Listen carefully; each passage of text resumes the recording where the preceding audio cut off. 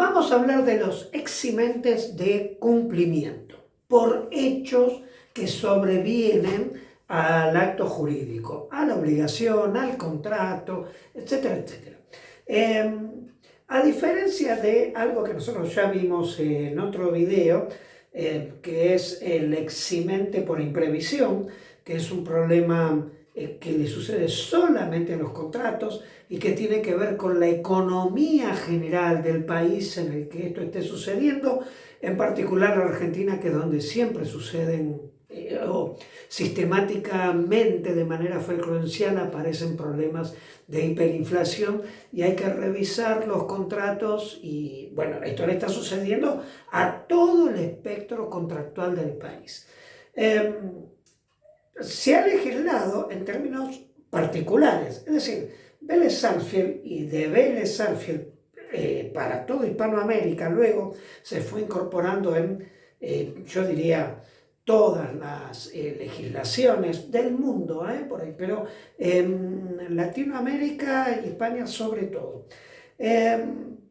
Vélez obtuvo la idea o acuñó la idea de generar en los actos jurídicos eximentes, que eran en principio el caso fortuito y la fuerza mayor, donde el caso fortuito, que era el más fuerte de los dos, era un hecho que no pudo preverse o que habiéndose previsto no pudo evitarse. Bien, la fuerza mayor era algo parecido, pero luego se hizo una enorme diferencia entre el caso fortuito como un hecho de la naturaleza y la fuerza mayor como un hecho humano. Y esto, para el intérprete, para el juez, en el caso de un conflicto, en cualquier acto jurídico, traía un inconveniente. ¿Por qué razón? Porque no era lo mismo al momento de la interpretación.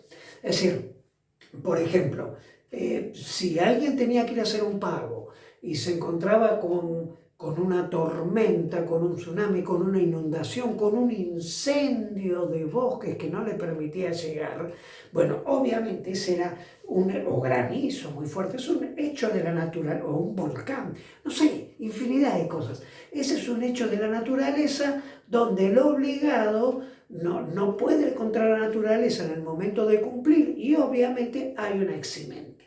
Después se verá si eso se puede cumplir después o no, no importa, pero lo importante es que no hay incumplimiento, por lo tanto no va a haber daño a cargo del obligado. La fuerza mayor como hecho humano es diferente. ¿Por qué? Porque ahí hay que empezar a investigar qué es lo que sucedió. Supongamos, como hecho burdo, supongamos que una persona tiene que ir a hacer un pago y toma alcohol y cuando está yendo a hacer el pago lo para la policía, le hacen el test de alcoholemia, le da mal, entonces se tiene que quedar, le quitan el auto, lo detienen, bueno, lo que sea, pero no puede llegar a... Bueno, si no llega a cumplir en este caso, es diferente que un hecho de la naturaleza, porque seguramente, llegado el conflicto, el juez va a tener en cuenta que la persona se puso en esa situación justo en el momento que tenía que tener toda la responsabilidad del caso, porque tenía que cumplir con una obligación de la índole que sea. Entonces, obviamente, hay una diferencia de interpretación bastante interesante y muy profusa en lo que ha sido la jurisprudencia en nuestra historia. No solo me refiero a la Argentina, de toda América Latina. ¿Qué es lo que ha sucedido ahora?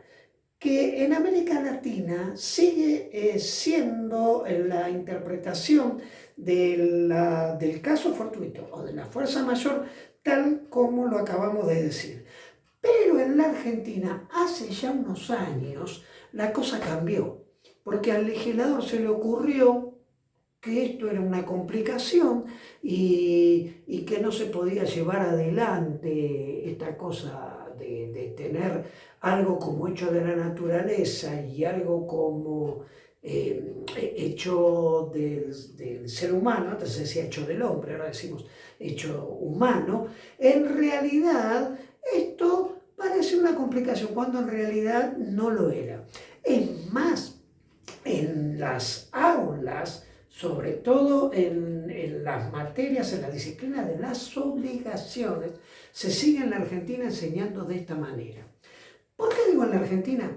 Porque el artículo 1730 cambió por completo la interpretación de los eximentes y los unió. Fíjese, si usted ve en la Argentina solamente, los demás amigos que estén escuchando de cualquier país latinoamericano o España, esto no tiene asidero. Siguen ustedes como dijimos hace un ratito. En la Argentina, esto ahora funciona de la siguiente manera. El artículo 1730 del Código Civil y Comercial dice ahora que el hecho fortuito y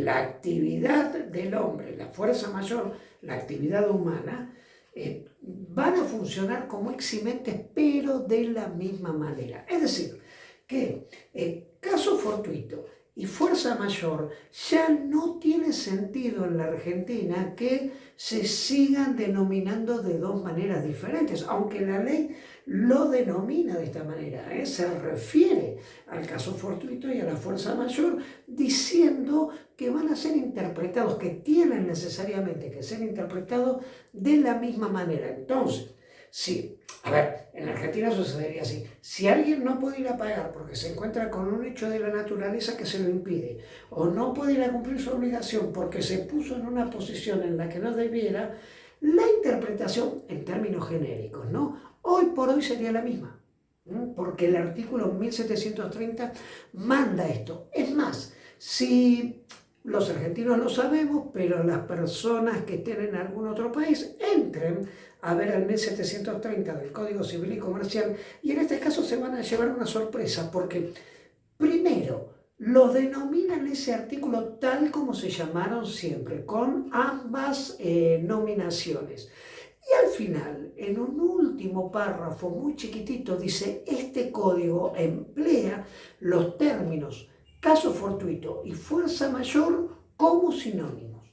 Es decir, puso en una misma situación interpretativa a lo que eran situaciones diferentes y que uno tendía siempre, el caso fortuito, a la absolución completa desde el vamos, y el otro no, requería que el juez interpretase cómo se llegó ahí por la fuerza mayor y qué incidencia tuvo la actitud del propio obligado para finalmente no cumplir y determinar si había absolución o había absolución parcial o directamente no la había. Iba a depender del tipo de responsabilidad en la que había asumido el deudor, el obligado, sabiendo que tenía que cumplir su obligación y sin embargo se puso a sí mismo, esta era la fuerza mayor, en situación de no cumplir, cuando el caso fortuito, ningún deudor se pone a sí mismo en una situación de incumpliente, sino que hay una circunstancia externa de la naturaleza que no le permite cumplir y hace imposible que pueda contrarrestar esta circunstancia y por lo tanto no va a haber cumplimiento, pero seguramente tampoco va a haber responsabilidad. Entonces, vean ustedes que la diferencia entre lo que sucedía y sucede hoy en Latinoamérica y ha dejado de suceder en la Argentina es bastante notable en términos de legislación. ¿Dónde está el error? El error está en que el legislador entendió que la ley es un instrumento de correa donde puede atar al animal y que no se escape o no haga lo que quiere. La cosa acá no funcionó así. ¿Por qué?